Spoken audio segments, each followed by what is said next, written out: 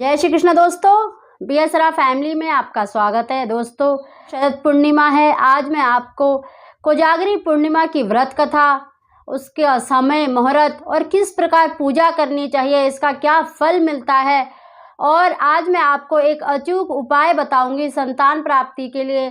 चाहे आपकी इच्छा पुत्री की हो चाहे पुत्र की हो, दोनों के लिए मैं आज एक अचूक उपाय बताऊंगी। आप अगर इस दिन व्रत करते हैं तो बहुत ही अच्छा है, अगर नहीं भी करते तो भी आप इस उपाय को अवश्य करें। इसे कोजागरी पूर्णिमा कहते हैं क्योंकि ये माँ लक्ष्मी को ही समर्पित है, माँ लक्ष्मी का ही नाम है। इसे कमला पूर्णिमा भी कहते हैं, कोमदी पूर्णिमा भी कहते हैं, कई नामों से, रास पूर्णिमा भी कहते हैं, कई नामों से इसे जाना जाता है। और शरद पूर्णिमा सभी पूर्णिमाओं में श्रेष्ठ मानी जाती है। व्रत की बता रही हूँ, तो आप एक आसन पे माँ लक्ष्मी की या विष्णु भगवान के साथ फोटो ले लें। आप लाल या पीले पुष्प लें और साथ में आपको एक कलश, जल से भरा हुआ एक कलश ले लें। उसमें अगर पान के पत्ते मतलब आम के पत्ते रख लें, और एक गिलास में आपको अनाज भर के रखना है, गेहूँ भर के रखने हैं, क्योंकि माँ धन धान्य को देने वाली है। और दोस्तों, इस उपाय के लिए आप फूल मतलब सुपारी और क्या कहते हैं पीली कौड़ी या सफ़ेद कौड़ी, 5 कौड़ी लेनी है आपको उपाय करने के लिए और माँ को प्रसन्न करने के लिए, ताकि आपके घर में स्थायी रूप से वो वास करें। तो दोस्तों, आपको ये जो लिस्ट मैं बता रही हूँ सामान की, आपको डिस्क्रिप्शन पर भी मिल जाएगा। दोस्तों, रोली, मोली और साथ में 5 कौड़ी और धूप दीप अवश्य, और एक बड़ा सा दीपक लें जो अर्धरात्रि तक, अगर अखंड ज्योत जल जाए तो बहुत ही अच्छा है, मतलब सुबह तक, नहीं तो अर्धरात्रि तक जले। इस प्रकार का आपको दीपला लेना है, बड़ा जो मिट्टी का आता है, आप वो ले सकती हैं।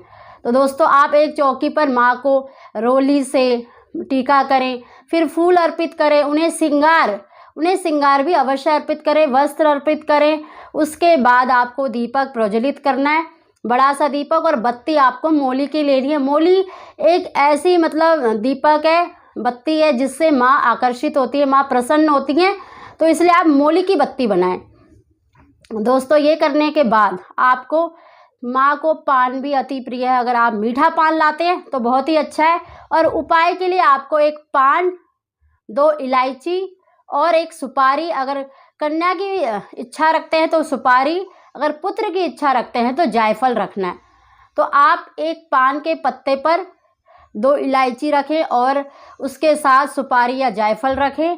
ये रखकर माँ के आगे रख दें, और 5 जो कौड़ी बताई है मैंने, वो आपको माँ के आगे रखना है, और दीपक को प्रज्वलित करना है, धूप दीप अवश्य करें। और उसके बाद आपको, जो मैं आपको कथा बता रही हूँ, कथा सुननी है, और माँ के लिए खीर का भोग अवश्य लगाएं। और खीर आप गाय के दूध की बनाएं तो बहुत ही अच्छा है, और उसमें 2 इलायची अवश्य डालें, क्योंकि माँ को इलायची अति प्रिय है, तो 2 इलायची अवश्य डालें। चाहे तो आप ड्राई फ्रूट और केसर भी डाल सकती है, क्योंकि केसर भी माँ को अति प्रिय है, क्योंकि हम माँ को प्रसन्न करना चाहते हैं तो माँ की प्रिय वस्तु ही डालेंगे। तो दोस्तों, आप खीर बना के रख लें, और खीर का भोग आपको पूजा करने के बाद, मंत्रों का जाप करने के बाद अर्धरात्रि को भोग लगाना है। दोस्तों, तो इसके बाद आप ये जो मैं आपको कथा बता रही हूँ, ये भी अवश्य सुने, क्योंकि कथा के बिना ये मतलब जो व्रत है अधूरा माना जाता है। तो दोस्तों, एक जो पौराणिक कथा है वो आपको मैं सुनाती हूँ। एक समय की बात है कि एक साहूकार था, उसकी 2 बेटियाँ थी। वो दोनों बेटियां बचपन से ही पूर्णमासी का व्रत करती थी। बड़ी बेटी बहुत ही श्रद्धा और भाव से पूर्णमासी का व्रत करती थी, परंतु जो छोटी बेटी थी वो अधूरे मन से और अधूरा छोड़ देती थी। तो जैसे जैसे वो कन्याएं बड़ी हुई तो उसके पिता ने उनके लिए योग्य वर देखा और उनका विवाह कर दिया। फलस्वरूप ये हुआ कि जो बड़ी कन्या थी उसको जो पुत्र की प्राप्ति हुई तो वो दीर्घ आयु को प्राप्त हुआ, परंतु जो छोटी बेटी थी उसकी जब भी संतान होती तो कुछ समय बाद वह मृत्यु को प्राप्त कर जाता, अल्प आयु को पैदा होता था, मतलब अल्प आयु लेकर पैदा होता था, इसलिए थोड़े समय बाद उसकी मृत्यु हो जाती थी। ऐसा जब 1-2 बारी हो गया तो साहूकार को बहुत चिंता हुई कि मेरी पुत्री के साथ ऐसा क्यों हो रहा है।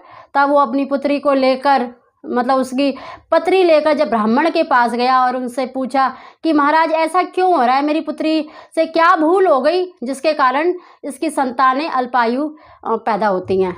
तब ब्राह्मण ने बताया, जब उसकी पत्री देखी तो बताया कि इसने जो पूर्णमासी का व्रत किया था वो अधूरा किया था, आधे अधूरे मन से और आधा अधूरा छोड़ना उसका दोष लगता है, तो उसी वजह से इसको ये दुख प्राप्त हो रहा है। तब उसने कहा कि अगर ये पूरे विधि विधान से पूर्णमासी का व्रत करेगी तो इसकी जो संतान होगी वो दीर्घायु को प्राप्त होगी। लेकिन दुर्भाग्यवश ऐसा हुआ कि उसके जो संतान थी पूर्णमासी का व्रत करने से पहले ही जन्म ले लिया और थोड़े समय बाद वो मृत्यु को प्राप्त हो गया। तब उसने अपनी बड़ी बहन को बुलाया कि दीदी मतलब आओ मिलने के लिए। तब उसने क्या करा, एक जो आसन होता है, चौकी जो होती जो पुराने समय में चौरस से, तो उसमें उसने अपने बच्चे को लिटा दिया और उसके ऊपर से लाल कपड़ा ढक दिया ताकि पता ना लगे कि उसमें कोई बालक सो रहा है। तो जैसे ही उसकी दीदी आई तो उसकी छोटी बहन ने इशारा करा कि दीदी यहाँ बैठ जाओ।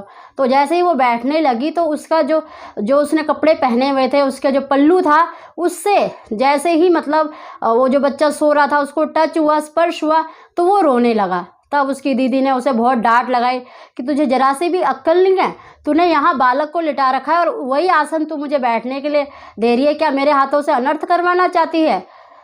तब उसने अपनी दीदी से कहा कि दीदी ये बालक तो पहले ही मृत था, ये पहले ही मृत्यु को प्राप्त हो चुका था, ये तो आपके पूर्णमासी का फल है जो आपके स्पर्श से इस बच्चे में प्राण आ गए। तब पूरे गांव में ये ढिंढोरा मच गया, शोर मच गया और उसी दिन से एक कोजागरी व्रत का व्रत होने लगा कि ऐसे ऐसे उसका मृत जो बच्चा था, पुत्र था, वो दीर्घायु को प्राप्त हुआ। तो इस तरह से उस दिन से इस व्रत को किया जाने लगा। तो दोस्तों इस कथा का भी अवश्य श्रवण करें। इसके बाद दोस्तों जो मंत्र का जाप करना है आपको, देखिए माँ लक्ष्मी सुख समृद्धि को देने वाली हैं, पुत्र धन को देने वाली है। तो आज मैं आपको पुत्र प्राप्ति के लिए, संतान प्राप्ति के लिए इस मंत्र को बता रही हूँ। आप इस मंत्र का जाप 108 बार तो 11 माला अवश्य करनी है, नहीं तो आप जो संतान गोपाल मंत्र है और जो ये मंत्र मैं आपको बता रही हूँ, इन दोनों की ही जितनी अधिक जाप कर सकते हैं आपको निश्चित ही आपको मनवांछित संतान की प्राप्ति अवश्य होगी। देखिए आपको स्क्रीन पर भी मंत्र लिखा हुआ दिखेगा, ओम ह्रीं श्रीं क्लीं, ओम ह्रीं श्रीं क्लीं। इस मंत्र का जाप आपको 11 माला करना है माँ लक्ष्मी के लिए। और अगर आप विष्णु भगवान का जो मैंने आपको बताया मंत्र, देवकी सुत गोविंद वासुदेव जगतपते देहि में तनेयम कृष्ण त्वाहम शरणम गतः, इस मंत्र का जाप, इन दोनों मंत्रों का जाप आपको 11-11 बार अवश्य करना है। और जो लोग लक्ष्मी प्राप्ति के लिए माँ लक्ष्मी को प्रसन्न करना चाहते हैं कि उनके घर में स्थायी रूप से माँ लक्ष्मी वास करे, तो आप इस मंत्र का जाप अवश्य। ओम महालक्ष्मी नमो नमः, विष्णु प्रियाय नमो नमः, धन प्रदाय नमो नमः, विश्व जनन्ये नमो नमः। ये मंत्र आपको स्क्रीन पर भी लिखा हुआ मिल जाएगा और डिस्क्रिप्शन पे भी। तो दोस्तों इस प्रकार आपको जाप करना है और पूजा करने के बाद अर्धरात्रि को माँ को खीर का भोग अवश्य लगाएं और उस खीर को सब परिवार प्रसाद के तौर पर अवश्य खाएं। अगर आपने मीठे पान का भोग लगाया है तो आप उस पान का भी सब परिवार मतलब ग्रहण करें। और जो मैंने आपको पीली को मतलब जो कौड़ियाँ रखने के लिए बोली हैं, आप उसको अगले दिन अपने तिजोरी में रखें। इससे माँ लक्ष्मी प्रसन्न होती हैं। जहाँ आप पैसे रखते हैं वहाँ उन कौड़ियों को अवश्य ही रखें और इससे आपके घर में माँ लक्ष्मी का स्थायी रूप से वास होगा। और जो मैंने संतान प्राप्ति के लिए, पुत्र और कन्या प्राप्ति के लिए जो उपाय बताया है, आप जब तक लक्ष्मी पूजन नहीं आ जाता, दिवाली पर जो लक्ष्मी पूजन होता है उस दिन भी आपको ये उपाय अवश्य करना है। तो आप जो सुपारी और जो जायफल है उसको अपने पास संभाल कर या तो आप मंदिर में रखें, नहीं तो आप उसको भी तिजोरी में रख सकते हैं।